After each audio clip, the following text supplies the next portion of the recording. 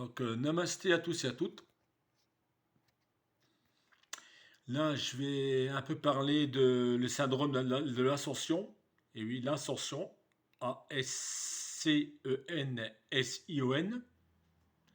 Et oui, car c'est vraiment un syndrome. Ce n'est pas c'est pas une maladie, c'est ce que les mauvaises énergies qui nous rapportent pendant une journée.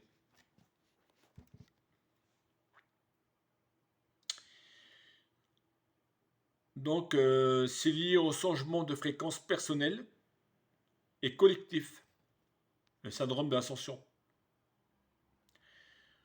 impliquant notre corps physique et notre champ émotionnel. C'est-à-dire, on a tout le corps complet, que ce soit le mental et physique, qui est impacté dans ses émotions. Il y a ceux qui sont pleins d'énergie et ceux qui sont épuisés. Ça dépend du bagage karmique de chacun et des choix faits par l'âme avant de s'incarner. C'est-à-dire, on a une vie auparavant, on est réincarné en être humain. Donc on a une vie auparavant. Donc ça dépend de notre vie comme elle était auparavant. Donc on l'a actuellement. Par exemple, comme moi j'étais un moine auparavant, un vrai moine. Donc j'ai les mêmes souffrances que j'ai eues auparavant. Voilà un petit peu. Il suffit de chercher. Hein.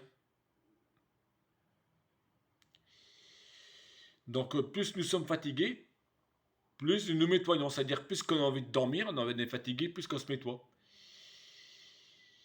De la douleur personnelle. Et dans certains cas collectifs aussi. C'est-à-dire général. C'est un processus qui ne peut en aucun cas être, pardon.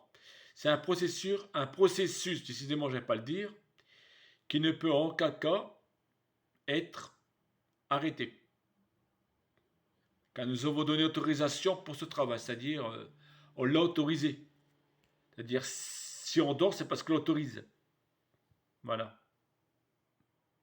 Si on est actif, c'est parce qu'on autorise. Avant d'arriver ici, voilà. Combien de temps va durer tout ça? Ben là, je ne sais pas. C'est aussi subjectif, voilà. Ça dépend de la disponibilité de chaque âme à donner à son sens. Il est donc difficile de comprendre les délais nécessaires. Ce qu'il compte vraiment, c'est de ne pas lutter contre cette transformation. Surtout pas. Même les symptômes les plus difficiles. Accueillez-les droit au cœur, c'est-à-dire de tout cœur. Et il suffit de les comprendre profondément. Et la douleur va partir. Voilà. Comme elle est venue. Et pour toujours.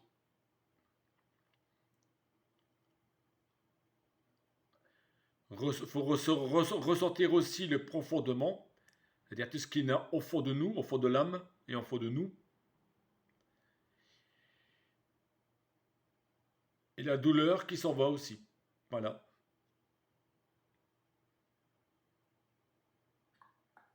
Donc, ressentons le profondément cette attitude. Donc, comme ça aide énormément à accélérer le processus. C'est-à-dire, ça accélère tout ça. C'est aussi une épreuve pour apprendre à se rendre, à plier l'ego et ses volontés. C'est-à-dire à ne pas être méchant, à ne pas être, à être franchement comme on était enfant. Toutes ces volontés, nous brisons et défaisons tout ce qui a été imposé par ce monde, par cette société. La coquille se brise et notre essence se révèle. Tout est dit. Voilà. tous les aspects de la personnalité et de l'ego cessent d'exister. Les masques sont balayés et de la personnalité et de l'ego cessent d'exister. Avec toutes les faussettes, donc je redis, les masques sont balayés et avec eux toutes les faussettes, toutes les situations cachées, ambiguës, confuses sont mises en lumière pour être résolues. Voilà. Pour être transformées, devenir claires, transparentes et justes. Il ne reste que la vérité simple et essentielle. Sans fioritures, sans rôle, sans étiquette, sans titre, sans explication, sans éblouissance, sans rien du tout. Juste que la vérité. Voilà. Donc voilà, je vous présente les symptômes de l'ascension. Donc difficulté visuelle, brûlure aux yeux, acouphènes, fluctuation de la température corporelle, frisson, bouffée de chaleur, état fébrile, douleur musculaire, douleur osseuse, sensibilité cutanée accrue au contact de substances ou de tissus, démangeaisons, intense sur tout le corps, migraine, intense sur tout le corps, et des démangeaisons franchement intenses, des migraines, douleur cervicale, inflammation dentaire et gingivale, écoulement nasal, continu ou rhume sévère, légère arythmie et tachycardie, pression et douleur au niveau du cœur, difficultés digestives, nausées, perte d'appétit ou besoin de changer d'alimentation, faute de douleur et activité de l'estomac, à l'estomac, principalement, douleur intestinale, diarrhée, ballonnement abdominaux, interruption ou douleur intestinale, augmentation du cycle menstruel, interruption ou augmentation du cycle menstruel, mal de dos, douleur au genou, manque d'équilibre en marchant, vertige, fluctuation soudaine de la pression, épuisement, fatigue, augmentation du besoin de sommeil. Et bien sûr, si vous ressentez le besoin de consulter un médecin ou de recevoir de l'aide médicale, vous devez le faire. Il n'y a pas de souci. Il faut aller voir le médecin, on ne sait jamais, des fois dans une prise de sang, ça peut jouer. Mais généralement, ça provient de là. Vous voyez que votre prise de sang, elle sera nickel. Ou peut-être il va vous manquer des oligo-éléments, tels que magnésium, fer, potassium, mais sans plus. Voilà.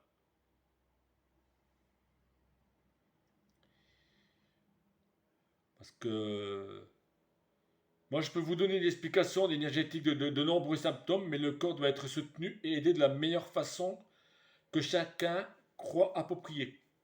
Voilà. Chacun se tourne vers des remèdes naturels et d'autres vers la médecine. Les deux options sont bonnes. Ça dépend de ce que vous voulez faire, voilà.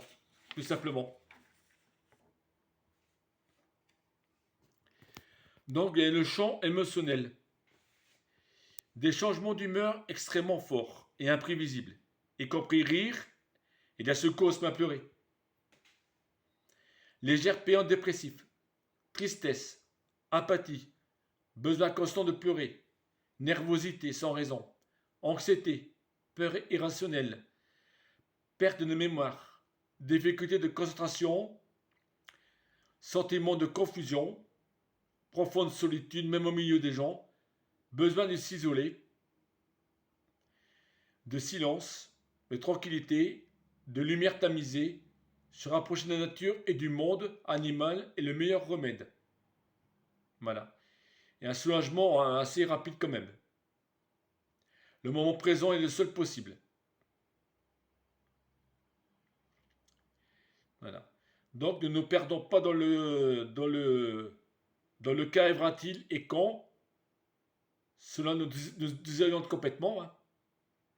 On se pose cette question-là, qu'est-ce qui va arriver et quand? Mais tout simplement plutôt le sacré. Vivons plutôt le sacralité de chaque instant de sa révélation, comme un miracle. C'est-à-dire l'instant présent. Voilà. aujourd'hui. Commençons de dimension actuellement, tout en restant ici, et toujours dans le même corps. Il faut réfléchir aux transformations auxquelles cette planète et nous-mêmes sommes soumis. Voilà. C'est effectivement une mort physique tout en restant en vie. Des parties énergétiques de nous qui résidaient dans le corps physique meurent, car l'ancien ADN meurt. C'est ce qui se passe, le nouvel ADN le remplace. Voilà. Et lentement, il apporte des modifications dans tout le corps, dans la matrice, dans les chakras, en ouvrant, en activant de nouveau ces chakras. Dans le corps subtil et pont mental aussi.